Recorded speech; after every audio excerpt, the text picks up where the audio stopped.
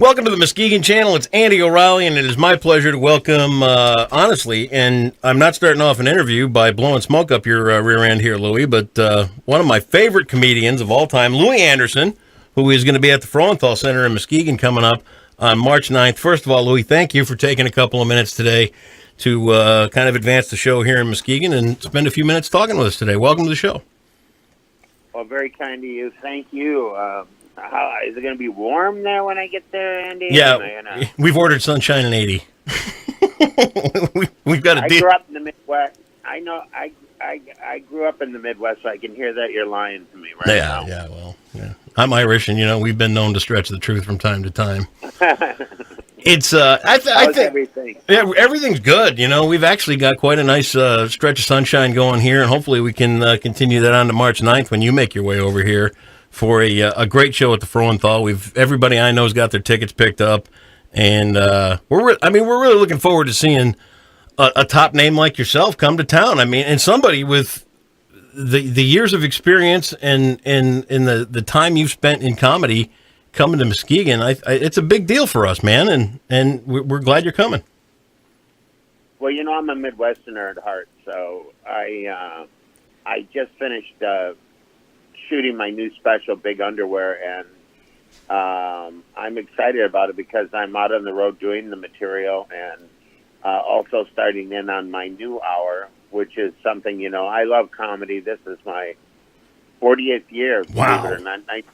1978, and still I really love stand-up comedy, and I love what it allows me to do, to have complete interactive contact with my audience and my fans. And and a lot of people aren't going to get to Vegas or aren't going to get somewhere to see me, and so I love coming to the Midwest. Always have. Yeah. Stand-up was really the thing that afforded me everything else I have. Yeah. So I honor it, and was lucky enough to work with a lot of great people, and still am. You really did. Henny Youngman at first, he kind of gave you your first little taste, a little exposure with Henny Youngman, and then Johnny Carson picked up on you, which had to be kind of a big deal. And then after that, everything kind of exploded in the world of comedy. We had Comedy Central come along, or the Comedy Channel, and all that kind of stuff. When you first got going in the late 70s, early 80s, and all that kind of stuff, was there any foresight that explosion of comedy was going to come along like it did? There was a weird thing that happened, like at the Comedy Store, people started auditioning for more and more stuff. Like, did you hear about, there's going to be another talk show, somebody else is doing this. Suddenly comics were showing up on things like Solid Gold and, a lot of variety programs. And then HBO started doing stand-up specials. Yeah. Rodney Dangerfield did his first one, the Young Comedian special, which I was lucky enough to be on it. And so, there was a sense of maybe not knowing a certain thing, but knowing that something special was going on, because we were getting these jobs and we were getting a chance to do our specials, and we were getting a chance to do something that was quite exciting, really. Yeah, back in those days, you bring up Dangerfield, who if you go on YouTube and watch some of the old stuff, that guy's still funnier than hell. And it's hard to top Rodney Dangerfield for comedy, and especially the spur of the moment stuff he would come up with. Who did you find influential way back when? And way back when, this is when we were younger, but who did you find influential back then? Well, Rodney definitely was, but for me, the early guys, Carson, Bob Hope, Jack Benny, Jonathan Winters. Yeah. Richard Pryor was a huge influence on me. There were lots of great comics who really did have a great impact on comedy. And, I was lucky enough to know them and work with all of them. So that was really a great thing. And all of them were really helpful, Do the best jokes. Don't mess around with the drunk. keep yourself, you know, keep yourself focused on what you want, and the success will be there. And like I say, I'm still working today, still having a blast, and comedy's had another giant resurgence. There's a lot of great comics out there, doing all kinds of stuff. It's almost like we've got another kind of 80s thing happening. Yeah. Again, you know what I mean? Out there with all the comics who are doing shows and touring. And that group after me, are alive and well and still working like mad. Yeah. You bring up Pryor and some of the guys like that, and your brand of comedy was never really as blue as those guys tend to have gotten, in some of their stuff back in the day. How did you manage to keep your observational and kind of warm and friendly approach and keep it, fairly clean compared to some of the stuff they did, and still manage to get the attention you did? What was the secret there? I think what really got, for me, it was what matched me best. I was that type of person. I'm a Midwesterner. I knew that likely that, I wanted the whole family to be able to enjoy my show. My first special, Mom Louie's Looking at Me. Yeah. I shot for PBS so that they could show it and air it on there. And that was a big thing. It just is what fit me best. It really wasn't, those jokes fit into my persona, and that's why I kept doing them, and that's what seemed to be working for me. And then I did a cartoon called Life with Louie. Yep. That was an extension of all that, and have always been family friendly. The Family Feud, and written books about my family. I have a new book coming out called Hey Mom. You could go to heymomthebook.com or the louiebook.com and find out about it. But that's coming out on Mother's Day, all about playing my mom on TV on the show Basket. Tell me. Go ahead. It airs tonight, by the way, on FX. Oh, nice. Tell me about Baskets. I haven't seen it yet. Talk about this show. Well, Baskets is I play Zach Galifianakis'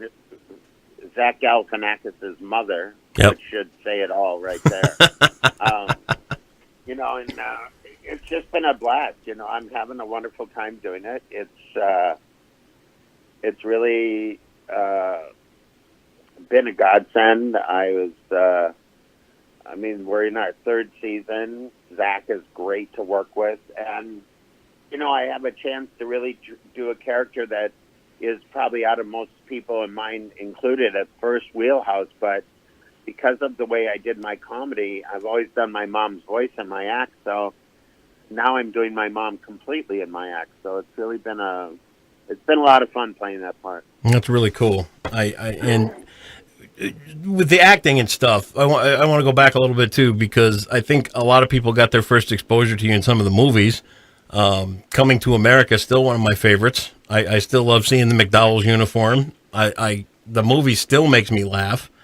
Were some of those movie experiences through the years, were they all good? Were there some that you look back at and go, oh man, I wish I wouldn't have? Or well, the lucky thing was I never did 100 movies, so it was really good for me. I didn't do a million movies that that weren't. I did a little part in Ferris Bueller's Day Off. I did Coming to America. I did The Wrong Guys with Richard Belzer and Richard Lewis and John Goodman. That was a really fun movie to do. So luckily, the parts I had, and I even heard that they're thinking about making a Coming to America 2. Really? Yeah. So that's those things were all part of my career. I've been fairly lucky doing what I'm doing and playing the parts that I played and getting the jobs. I really am lucky. Yeah. Were there any movies you didn't do? Well, I never, I don't think I ever got an offer that, that turned out to be a movie that was a big hit. To be honest with you. Yeah. So I'm really lucky there. So none of those things where you like turned down Forrest Gump and he should have been you or any of that kind of stuff. Yeah. No, I'm really. I did turn down the bully in Peewees Big Adventure. Did you really? Yeah, but it was a scheduling thing. It had nothing to do, and who knew it was going to be that big? That's the only regret I have. That's incredible. I for everything Paul's been through over the years and up and down and all that. That honestly, when Peewees Big Holiday came out, that's what got me to get Netflix. That's cool. I was on the fence about Netflix, and it's finally like, all right, you got me. I got to see Pee-wee's new movie, so I finally up and was it good? I thought it was really good. It was in character.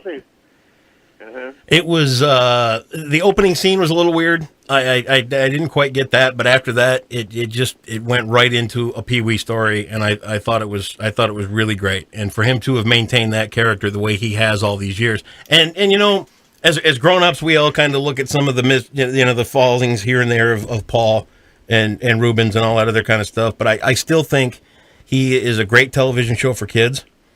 I think that Pee-wee's Playhouse is fantastic for young kids to watch. I think there's a lesson in all of them. I think it's fun.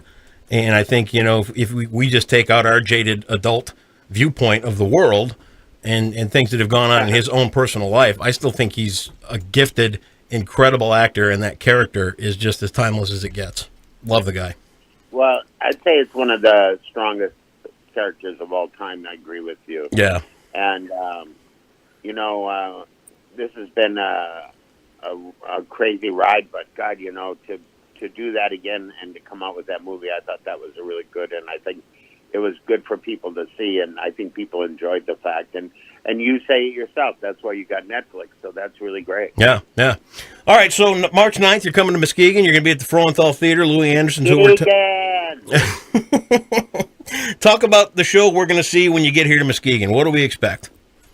Well, I'm going to do all my, I'm going to do a bunch of my material that people look forward, mom, dad, sister, brother, Yep. I do all the F words, family, fat, food, all of them. Being over 50, and my new special, Big Underwear, is really a really fun show. It's not out yet, so you'll get a preview of that. And I think people will really enjoy it. I shot it in L.A. at the Palace Theater. Okay. You know the theater they come out of, the Thriller in the front? Yeah. That's the theater. Oh, okay, cool. Very famous theater in L.A. It was a great special. I had a blast doing it, and I just look forward to people seeing it. And when and where does the Big Underwear air? I think it's going to be either Netflix or something like that. I don't have that schedule. I'm really sorry to say. No, that's okay. Keep your eyes. You won't miss the title, Big Underwear, Louie Anderson. So. Yeah, I know, right? That's cool. Yeah. It's a little more catchy than Sport Cut Briefs, Louie Anderson.